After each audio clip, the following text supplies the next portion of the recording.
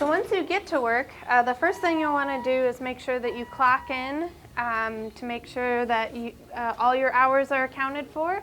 So what you'll do is mark that you're in on this board that you have here and just slide the button over from out to in. And then come over here to this kiosk, press the home screen, find your name, enter your code, and then press the green button to clock in. And then you've clocked in for your shift. And there are instructions here too if you forget or need a reminder on how to clock in. There's some instructions under here. And then at the end of the day, when you leave and when you're finished, you do the same process. So you come, you find your name, you enter your code, and then you press the red button to clock out.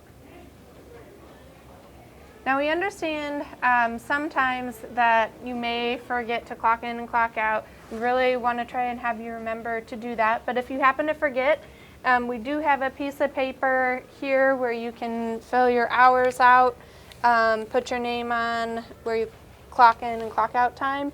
Make sure that you're doing that within 24 hours so that way we can process payroll accordingly. And then at the end of the day, once you've finished your shift, you clock out and then just move the little magnet over to out, and then you can head home. So there are two different apps that we use for your payroll and for clocking in and clocking out. The app that you use to clock in and clock out is called QuickBooks Time. This is the same program that we use on the kiosk on the iPad, but you can also sign in and sign out on your phone. The app is called QuickBooks Time, so if you open it up, you go in here and your hours will show up, and then you press the green button to clock in.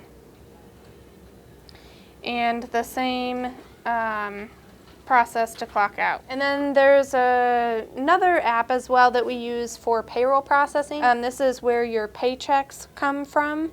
It's called Gusto Wallet, and that's where you can view all of your pay stubs, where you can see your W-2 tax forms.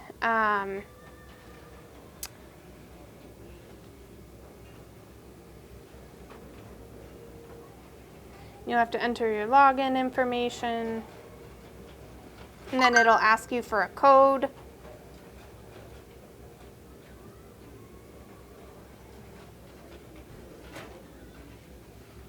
And then it'll sign in.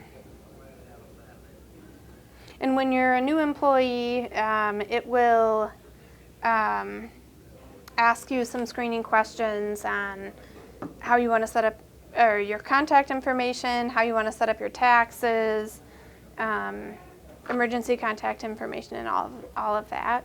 If you ever want to check your hours or see how many hours you have, you'll use the QuickBooks Times app with that.